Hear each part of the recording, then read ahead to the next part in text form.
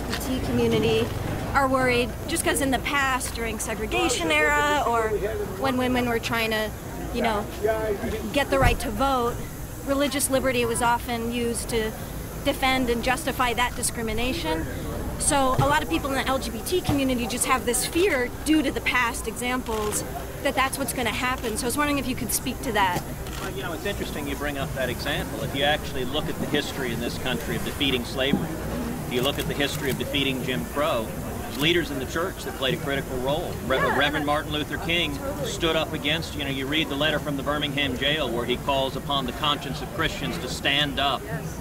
But a lot of religious people also used the Bible to defend segregation, to defend slavery. So, well, so I'm just saying, like, just, you know, I think religious freedom is so important. It's so crucial for all religions. LGBT people are worried that they will directly be discriminated against because of the bill.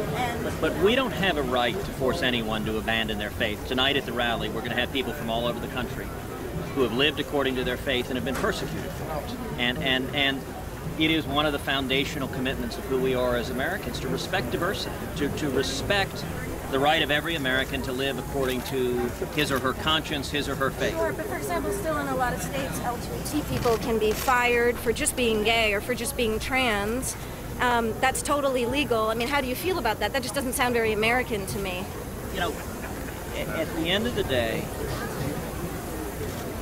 what we should not be doing is persecuting people who follow their faith. Like, I'll give an example. One of the couples that's going to be featured tonight. I know, but what about the question about LGBT people getting fired for just strictly being gay or trans? Well, what we're seeing right now is actually, we're seeing Bible-believing Christians being persecuted. So, for example, one of the couples... discriminating against LGBT people? No, for living according to their faith. So, for example... Yeah, but people would use that argument in segregation era. I'm happy to answer your question, but not to have a back-and-forth debate.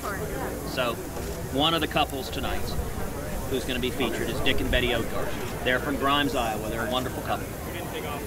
They own an historic Lutheran church. For many years, they hosted weddings in their church until a couple of years ago, two men came and wanted to have a same-sex wedding ceremony in their church. Now the Odgards are devout Mennonites, and so they respectfully explained that it would be contrary to their faith for them to celebrate in their church a wedding that was contrary to their religious beliefs and teaching. The Odgards were promptly sued. They were dragged into protracted litigation. They ended up spending $5,000 to settle the case, and they made a promise never again to host another wedding in their church. They were driven out of business. This month, they laid off their employees. That is fundamentally wrong. It's inconsistent with who we are. And let me point out on the flip side, let's take the other side. No one has a right to force someone else to abandon their faith or their conscience. Imagine, hypothetically, you had a gay florist. And imagine that two evangelical Christians wanted to get married, and the gay florist decided, you know what, I disagree with your faith. I don't want to provide flowers.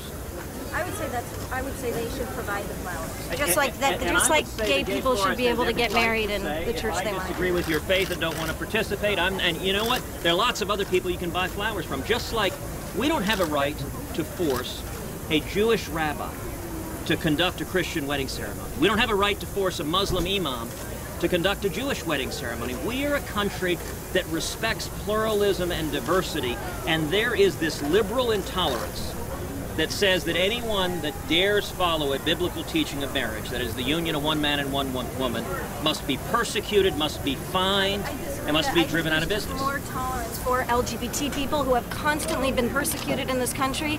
It used to be illegal. They were thrown in jail, and we've come a really, really long way. Who's been thrown in jail? Gay people used to be thrown in jail when it was illegal in this country. It is interesting right now. Do you know where gay people are being persecuted right now? ISIS. All over the world. ISIS is executing gay people. Iran is executing homosexuals. Yes. And on the left, you hear complete silence about Iran hanging homosexuals, and yet the Obama administration is sending over $100 billion to a regime that murders homosexuals. That is fundamentally wrong. Christians in Uganda, Christians in Jamaica, all persecuting the gays to a really, really violent extent. And but does that trouble you at all that you draw a moral equivalence between Christians in Jamaica and radical Islamic terrorists in ISIS that are beheading children. No, they're not. Gay persecution around the world, ma'am, but they're not morally equivalent. Murder is murder, and it is wrong.